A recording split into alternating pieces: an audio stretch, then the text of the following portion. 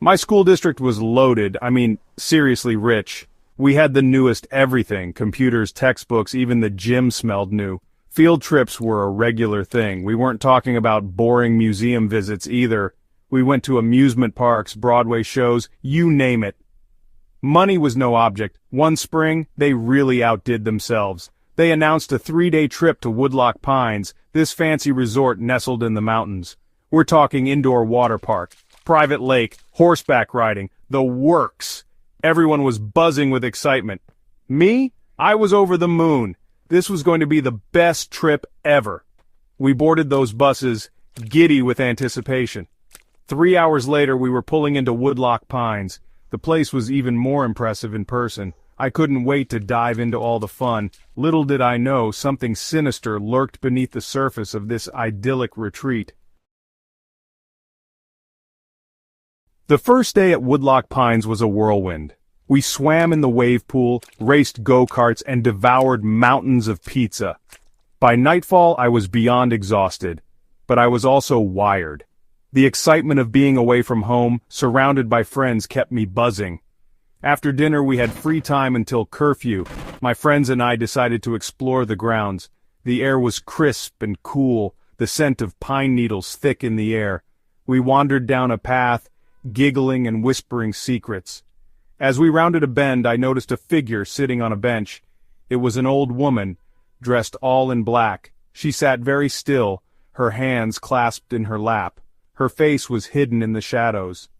There was something about her that sent a shiver down my spine. I tried to shake off the feeling it was probably just a harmless old lady.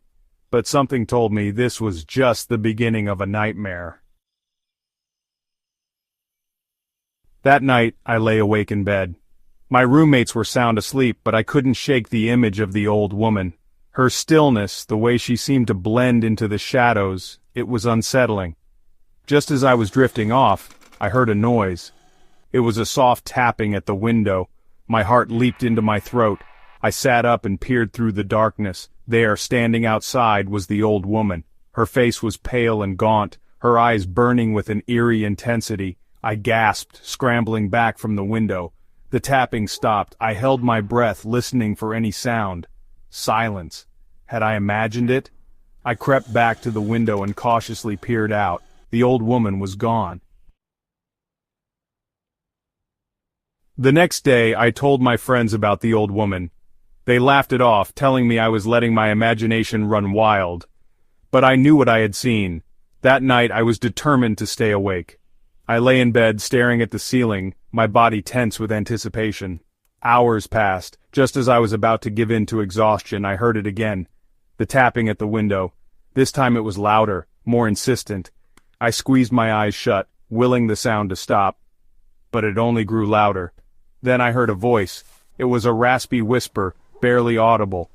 But I could hear it clearly. "Let me in," it hissed. "Let me in."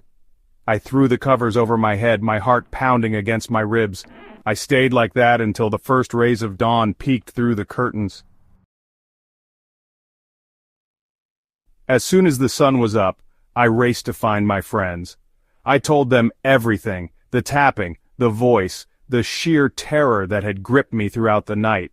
They were finally convinced that something wasn't right. We decided to report the old woman to the camp counselors. We described her in detail, the black clothes, the unsettling eyes. The counselors listened patiently, but I could tell they didn't believe us. They assured us they would investigate, but nothing happened. We didn't see the old woman again.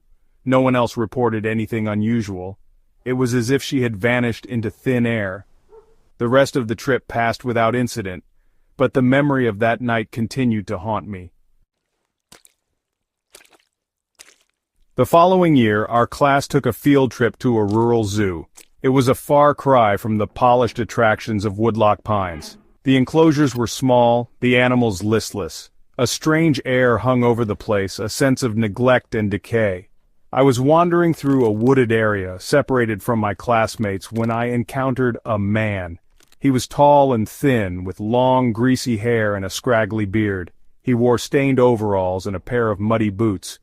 He smiled at me, revealing a set of yellowed teeth. "Lost, little one?" he asked, his voice a low growl. I took a step back, my instincts screaming at me to run.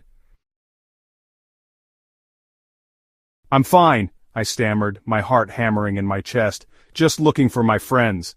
The man's smile widened, sending chills down my spine. He took a step closer, his eyes glinting with an unsettling light. "They're over there," he said, pointing deeper into the woods. "Why don't I take you to them?" I knew deep down that something was wrong. This man was bad news. I shook my head, backing away slowly. "I think I see them," I lied, turning and running as fast as my legs could carry me.